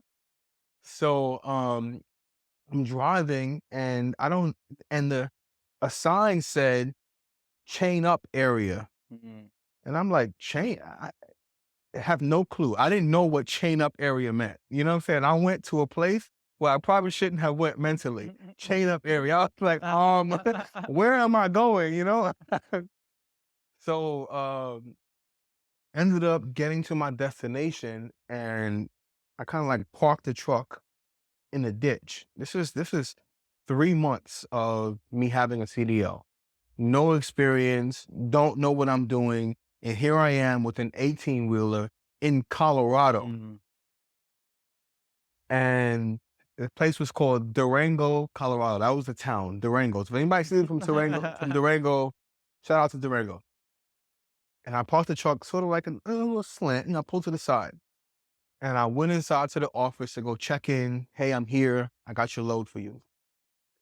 Came back, got back in the truck, and I went to go. And the truck slid Mm. down. It's a ditch. There's a mountain here, and it comes down and goes really deep, and it comes back. And I'm sitting on the side of this, and this truck, I step on the gas, the truck starts rolling, and I'm scared. This is not I don't know what Wow. to do. I don't know who to call. It's just me, the snow, the mountain, and the truck. And I honestly, I am Yeah. scared because it's sliding like this. So I get out the truck and I I ask around, what do I do? They said, you gotta get changed. So I called the Uber. Uber came and got me, took me to a Napa. I can see this in my head, by the way. And I go to a Napa auto parts place and they give me change. And I come back to the truck and I laid the chains on the ground, like laid it out. And I'm standing there looking at the chains, like, how am I supposed to get these chains? I don't know what to do. And this lady comes by. She's driving a tractor trailer with a flatbed. And she's like, and I'm like, I was like, help me, help me. You know? So she pulls her truck over and she gets out and she puts the chains on for me. And I'm like, Wow. this lady, I Wow. feel like such a little girl. I just want to cuff my legs out, you know? But, so this is what entrepreneurship looked like for me in the after leaving what we thought Mm, entrepreneurship was. of course. I really learned what entrepreneurship was because it was just networking. I was just getting on the phone, a few emails here, a Yep. few phone calls here. I Yep. was in the comfort of my own home. It ain't Yep. no snow in here and none of that. Meanwhile, I want to go start a trucking company, and I felt that if I'm going to ask people to get out there and go work for me, because understanding, you know, my people who work for me today, they're risking their lives for me to live my life, and my life is super comfortable. And I got employees that's driving around mountains where it's a hazard. Mm. You could not come home. I've been in Salt Lake City around mountains where as you come around the curve, this is it. You fall and that's life. So one of my mentors, very good friend today, his name is Roy. He said to me before, I will never ask you to do something that I haven't done before. So who am I to be a CEO, own my own company, and I ask people to go out there and risk their lives for me, and I haven't been there before. Mhm. So that was a motivation for me to go drive, and not just drive in Tampa where it's nice, not just drive with whatever. I need to go to the inclement weather. Mhm. I need to go to the places in Arizona, up in can't remember the part of Arizona, but the very northern part of Arizona. People think Arizona is hot. Yeah. You go to this northern part of Arizona where the elevation is like whatever thousands of feet, Mm. and it is super cold. And the snow, Mhm. Mhm. I've seen snow, 6 feet of snow, Mm. and it's insane. So I wanted to go to these places so that I can experience what I'm asking somebody to go do. Yeah. And it just meant trial and tribulation and problem and lawsuits and issues and the state police and the violations and the citations and the almost shut your company down and headache after headache after headache after headache after headache. And I'm trying to be the CEO. And mind you, I'm also driving a truck and I got tenants calling and drivers calling and the state police is calling and creditors are calling and this one is calling and that one is calling. And, I'm looking at millions of dollars flowing to my account and I'm struggling to pay bills sometimes, Yeah. you know? Yeah. And That's that's true. just what entrepreneurship for me looks Of like, course. Of and course. that's the real deal Holyfield, Yeah. you know? Absolutely. So sometimes being an entrepreneur is great. People see me in the car, people comment on my social media, oh, you doing this and you doing that, you doing this and you doing that. That was a season. Mhm. But now the next season for me to maintain Of course. that lifestyle had to be bloody. Yeah. Yeah. You It's know a what I'm saying? contact sport. It's a contact sport. Mhm. So I had to go through it and I'm still going through it. And I'm still fighting. And I'm still this and I'm still that and I'm still this. And today, even up until today, I'm having conversation. Just had a, and I'll be a little bit more transparent. Just last week, 2 weeks, not even 2 weeks ago, about 7 days ago, my driver got an issue. Truck is bad. This is wrong. A check engine light came on. Then the other driver called and said, hey, we got to do this. We got to do that. $15,000 out of nowhere. Mm. So Monday morning, you wake up. All right, let's go to the gym. Yeah. Monday afternoon, $15,000 debt Yeah. Yeah. Yeah. Yeah. in 15 minutes. Yeah. So there's times where I wake up and I don't even want to pick up that Yeah. phone. I leave that phone Yeah. sitting there because I know when I look at that phone, there's 25 messages there Yeah. that I don't want to read. And Yeah. it was anxiety. Yeah. It's like, I just want to go to the pool. I just want to lay back. Mhm. And Mhm. I almost felt a sense of entitlement, like, yo, I put in my my work. I did my due diligence. Paid your I dues. paid my dues. I shouldn't be still going through this.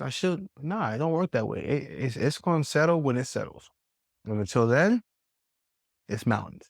Yeah, yeah, absolutely. So why keep going, right? Like, what's the ultimate vision with everything, in spite of everything that you have going on? And it's funny because I remember you mentioning the very first week you got hit with Murphy's Law, what can go wrong will go wrong, and it was like tens of thousands of dollars worth of damages or whatever the very first week of trucking. I've had like And 20 tens of yeah, thousands of dollars. yeah. So why continue on? Why not just say, you know what? I'm gonna throw in the towel, go to my comfy job. I can go, I got my certifications. Why still pursue this entrepreneurial path? Because if you're not growing, you dying. At the end of the day, Yeah. if you ain't growing, you dying. And you got to continue to put one foot forward. And not saying that a job is bad.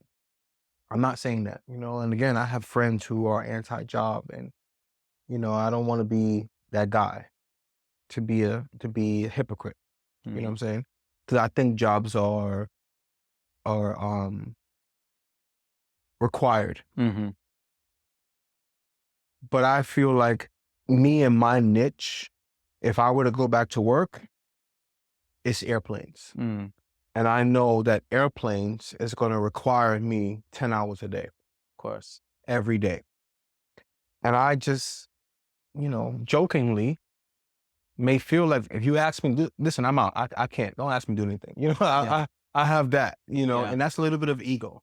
Mhm. Mhm. And, I feel like I've worked so hard to be an entrepreneur. That's just what I want to do. I want to be an entrepreneur. So, and I'm not saying that if I were to go to a job today, I can't grow, because possibly I can go start a job and, go right into a management position just based on my credentials. Mhm. And I can be running the joint Of and do course. whatever, so I'm not doubting that just based Yeah. on how I think. I'm not Mhm. doubting that. But I'd rather just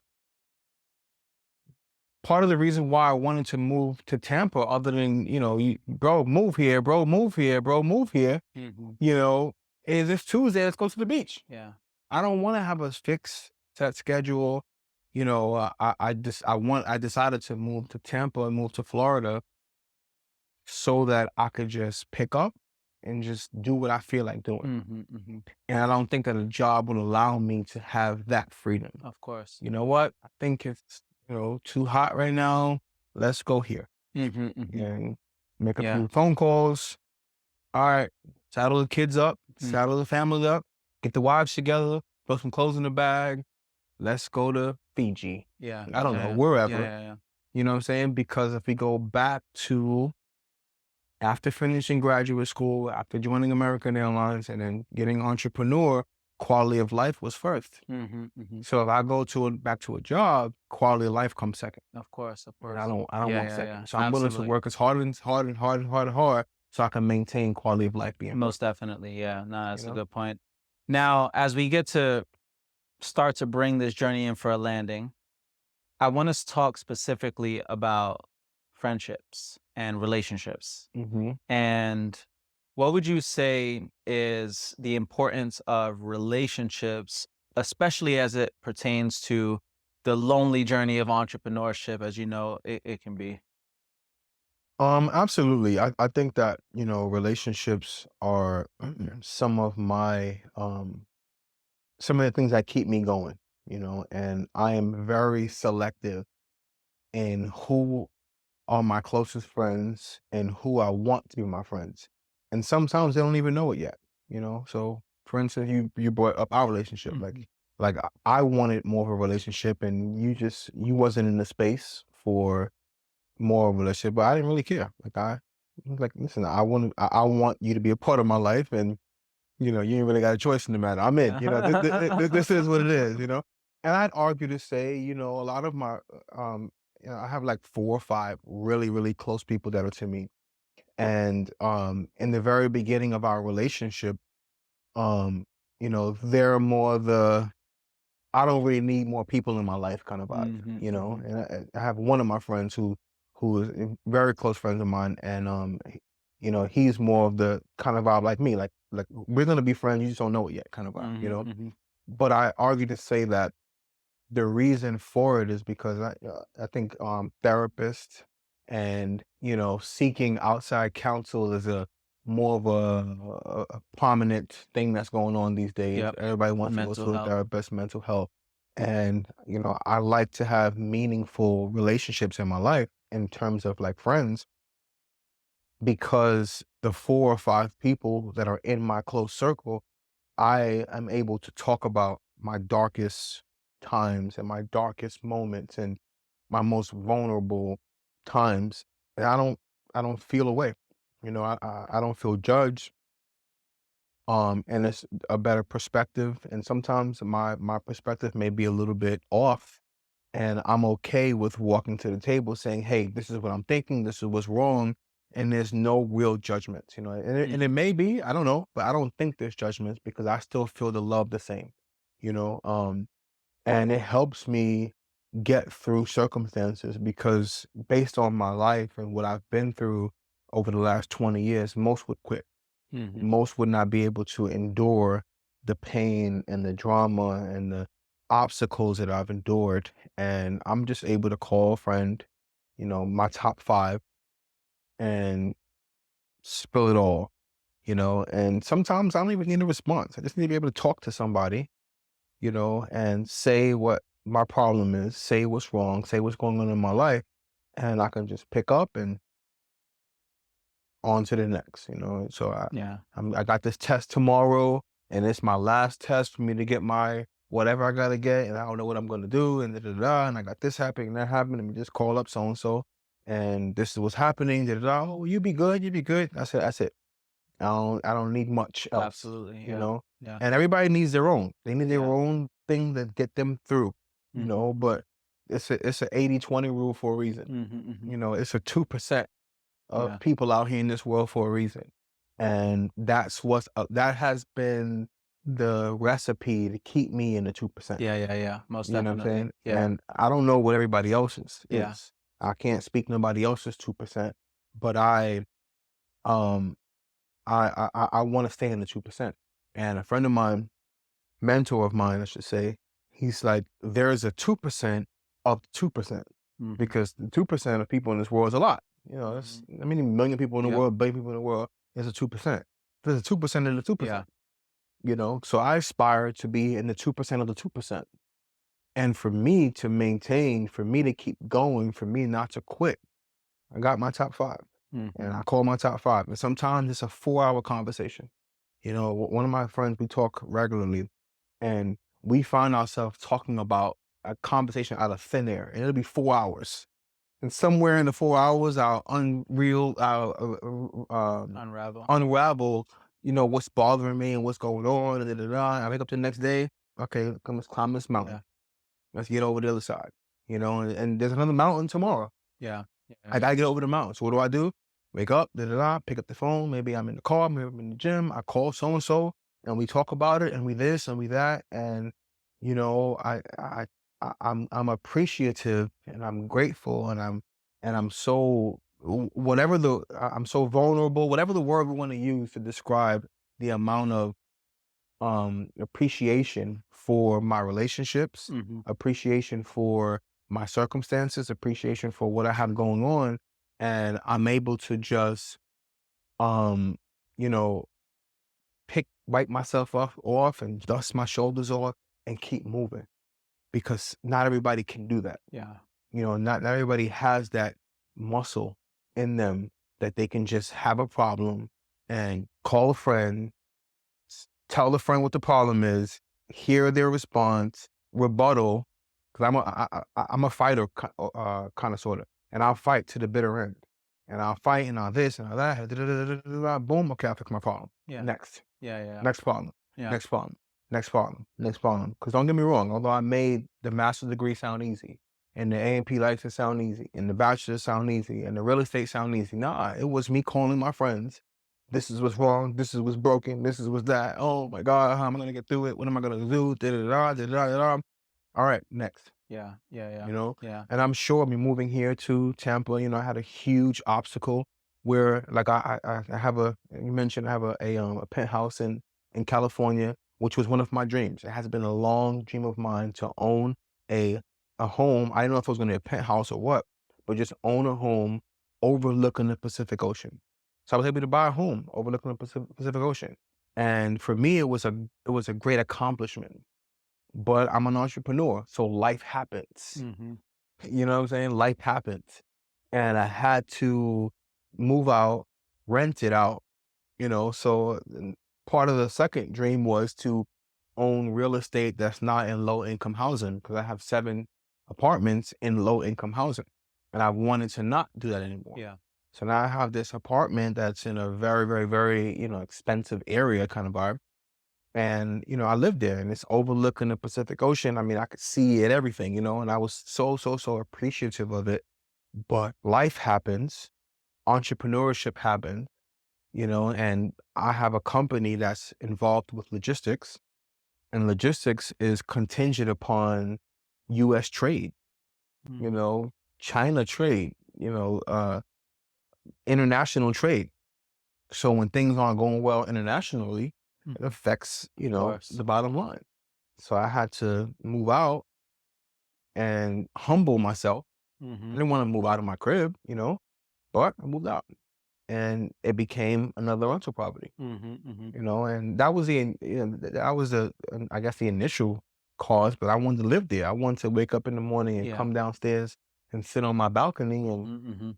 have some tea with my pinky out, I Mhm. guess, Mhm. and that's real. Yeah. Yeah. Yeah. Yeah. But life is life. Mhm. And just being able to pivot is rent it out. And then all of a sudden, ironically, being best friends with people, um, I come here to Tampa. And then I'm spilling your beans now. Mhm. Mhm. Josh is like, "Oh, why you still living in California?" I'm like, "What do you mean?" He's like, "Well, why don't you come on down?" I'm like, "Boy, you could have just taken me to move here." I'm trying to get, he had all of Yeah, break down the reasons. he got the Yeah. reasons. Taxes, Yeah. your friends are here, this is here, that's here. And, I ended up going back to California and I thought about it and I processed. And he was right. My friends, my closest relationships are here on the East Coast, and I'm such a relationship person, Yeah. and honestly, I think, um, I mentioned earlier in the podcast, like I still have friends that I met in Oklahoma. I was 19. Mhm. I'm 42 right now. Mhm. Mhm. And we still talk. Yeah. If I don't have kids, my friends, they all have kids and we talk. I know their kids and the wife. And when I go in town, they make breakfast and dinner and we have this whole family vibe or whatever. And it's all from relationships. Mhm. So Mhm. I continue my relationships and they mean a lot to me, more so than most people. Yeah. A lot of people Yeah. just think, Yeah. Yeah. I know you for a while, Absolutely. I know you, and it is what Yeah. it is. But for me, I'm holding Yeah. on Yeah. to 20-year, Yep. 30-year relationships, 'cause I think it's Yeah. important, Yeah. Yeah. in my opinion. Yeah. Yeah. That's funny. The other day we go out for some drinks. Tampa was in the playoffs, and we went to catch a playoff game, and we were walking to the next bar, and we're in my neighborhood, and I live around a bunch of pubs and restaurants and stuff, and we hear a guy just calling from his balcony like, "Masud, that you?" And it was a guy from way back in the day that you were really good friends with. You went to his house, you guys worked together and all of that. So yeah, it was just really cool to see how Yeah. certain relationships, again, they come back full circle. And I have to share this story before we bring this in for a landing, and that's a story of just one of the things that really stood out to me with you specifically. Like, the accolades are cool. Like, we talk about this all the time. We both got accolades and accomplishments and things that we can brag to each other about, and all of that stuff. But I would say that the greatest value that you have, or one of the greatest values that you have as a man that I see, is just your ability to be that shovel friend. And I identify a shovel friend as that brother that you can call at 2, 3, 4 in the morning, that legit, you have nobody else to call, and maybe you did some things that you probably shouldn't have done, and you're calling, and I'm like, Masood, I don't know what went down, but it just got really crazy, and I need you to come and bring some duct tape and a shovel, right? And you come, no questions asked. 2 hour drive, 3 hour drive, doesn't make a difference, and you'll bring that shovel, that duct tape, and you just may even help me bury what I need to bury, and not ever talk about it again, and we just leave it at that, right? that's who I identify as a shovel friend. In your lifetime, you will be very blessed to come across someone who you can genuinely say is a shovel friend. It brings me back to even my brother Trey, right? Trey recently moved to a really nice place, and it was just as simple as like, "Hey, can you help me move?" Right? And Right. no questions asked. It's like, "Of course," right? Like we're there. And of course, we got busy lives. There's a million one things that we can be doing, but just the idea of having a shovel friend. And I had to bring up this story in particular. So I was turning 30 years old several years ago, and I remember you specific. I didn't want to put a burden on any of my friends to come out and celebrate with me, even though it was a big deal. I was transitioning into a new decade, and I remember you specifically surprised me. Came all the way to the Bahamas. I was living between New York City and the Bahamas, and you surprised me, and it was really dope because I didn't ask you to come, anything like that. I didn't expect any of my friends to come, but you just came, and you came because you're just genuinely that shovel friend. You're that really good friend, and relationships, they play a big part in your life. And to add to that story, I remember we were having a big toga party. It was wild. It was a good time. The toga party. We rented a home. We got lit. We Yeah, had a yeah, whole yeah. toga party. Good vibe. And I remember the night of my 30th, to a a lounge in Atlantis. Or no, it was Bahamar. We went to a really nice resort and to the nightclub in that scene. And I remember going in, and I'm like, Man, where's my suit?" And we're vibing out. You I'm know a where I'm drink to that. going. You know where I'm I'm going. a You could drink to drink. You that. could drink to this. So I'm there, and we're vibing out. I mean, okay, we're getting ready to bring in the big 30 for midnight, and we're at Club Bond actually at Bahamar. So really upscale vibe, and we're there, and I'm like, man, I see you come in, and I'm like, bro, what, I'm like, geez, like, what took you so long, And then I find out that they didn't allow people into the club with shorts, Right. and you had shorts, and you didn't want to spoil it for my birthday and have to go all the way back to the compound where we were staying. And it would have just kind of threw everything off. Right. So, in your great resourcefulness, That's a great way to put it. in your great resourcefulness, you somehow worked it out with one of the security guards where he said, "Bruh, I'll lend you these pants. They're security pants, baggy as hell, right? And I'll lend you these security pants so that you can get up in the club. You just break me off with a little bit of cash." And lo and behold, I looked at his pants, and he had on a big ass bouncer's pants, baggy ass security pants on, that he paid somebody just so he can get in the club and bring in my birthday for midnight to open up my 30th. And in that moment, I knew that we were gonna be brothers for life. So I knew right then and there. I was like, this dude is a rider. and I'll That tell is you this, right? So wow. there's one thing that my dad told me when I was a kid. Don't never put another man's pants on. And my dad is from Guyana, old school. He's like no mess Yeah. around guy. Don't wear nobody else's pants. And here I am, you know, I, Humble pie. I just, Dad, I gotta wear these pants. This for a few hours. This is one time. you know? Time, man. Oh So man. yeah, so I put these Yeah. pants on, and yeah. Wow. I remember when we went, because we were at this resort in the Bahamas, and you didn't know nobody knew I was there except for Kia and Ashley and Toon. Yeah. So we go inside, and I'm behind Tunes, and you just opened the door so casually because you knew it was coming to the door, but you didn't know I was behind. Yeah, yeah, So it was one of those. yeah. Yeah, Oh man, that was yeah. memorable. Absolutely, absolutely. There've been a lot of beautiful memories, man. And I think that the really biggest thing that I want the audience to take away is not only your hustle and not only your resourcefulness, not only just all of that stuff, but just your ability to be a really good friend. And I would say more than anything, that's been your greatest attribute more than anything. Like of course, you're one of the friends that I brag about the most, right? Like I'm super proud to have a friend at your caliber, but more than anything, like I just know that you genuinely have my back and I can count on you for pretty much anything. And that's been the greatest attribute in my eyes that you have as a man and what you stand for. And not only that, I've seen you as a community builder and how your people genuinely feel about you and they rock with you, and no matter what you embark on,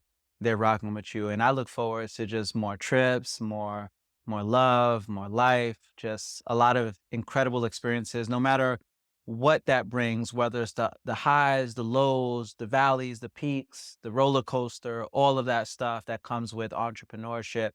It genuinely is so valuable to be able to have those relationships to help you weather those storms. And I thank you, brother. I really thank you to have you in my life to kind of weather my personal storms and vice versa. Like you said, just having those core solid friendships to help you when times were the toughest. And yeah, so for those of you who are out there and you're going through this entrepreneurship journey, just never neglect the closest people in your life, because those closest relationships will be one of the greatest tools, or take throw strategies out the window. It's just one of the greatest assets that you have to help you weather those storms. Would you agree about that?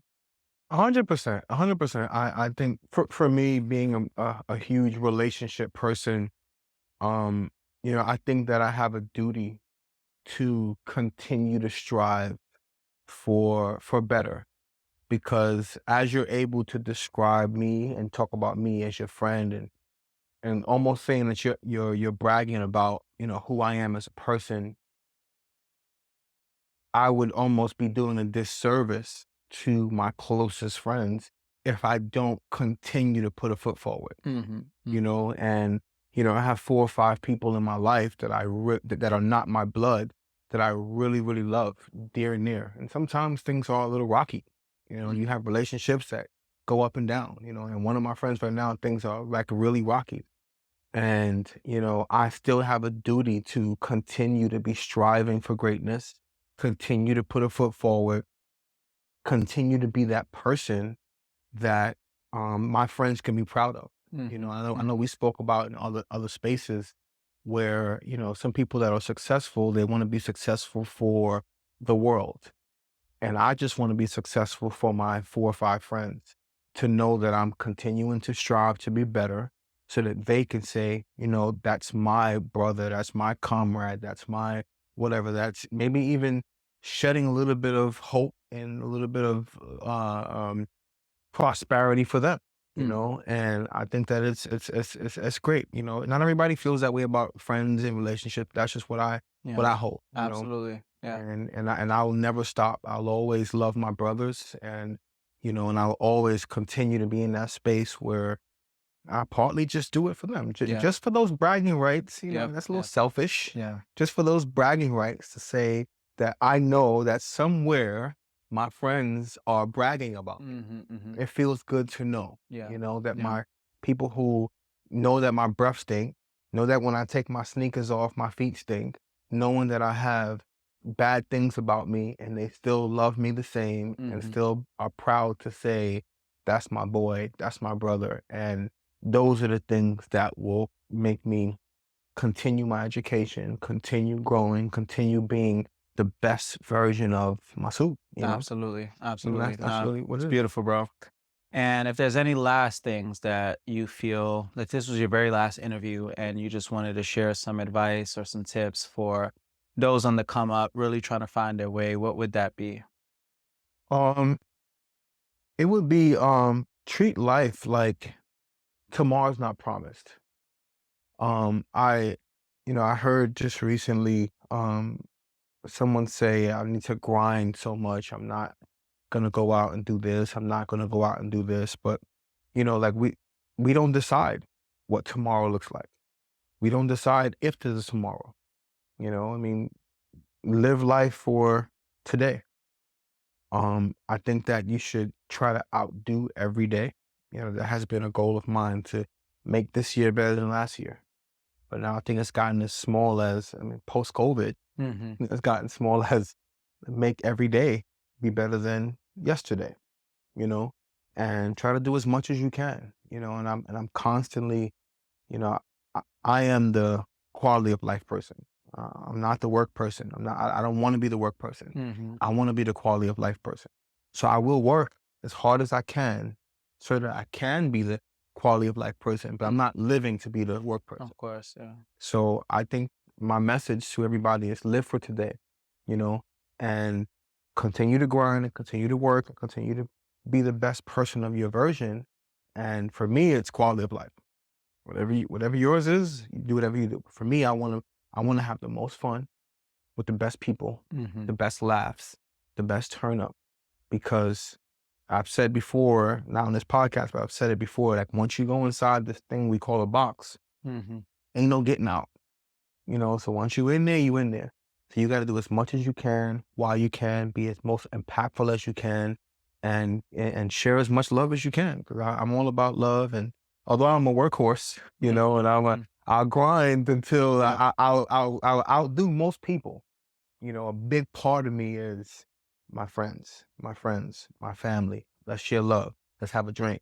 Let's hug. I'm the touchy feely kind of guy. At the same Mhm. time, I outwork you. Mhm. You know what I'm saying? Yep. So is there a way to combine the two? Yeah. So my last message is live for today. Tomorrow's not promised. Do as much as you can, learn as much as you can. Tell people you love them. I'm big on telling folks I love them and mean it. Mhm. Don't just say it, just, oh, goodbye, all right, love you. Don't do that. Like, Mhm. mean it. And that's it. I think that Yeah. we should definitely be in a space to love each other. And definitely I appreciate you for allowing me on. I love you, my brother. Absolutely. Love you too, brother. Definitely Absolutely. has been Thanks. amazing. Thanks for an incredible episode. I mean, so much value, so much wisdom and insight. And where can our audience find you if they want to connect with you on social media, anything like that? What would be the best place? My Instagram is the life of underscore Dorsett. That's Dorsett. The life of underscore Dorsett.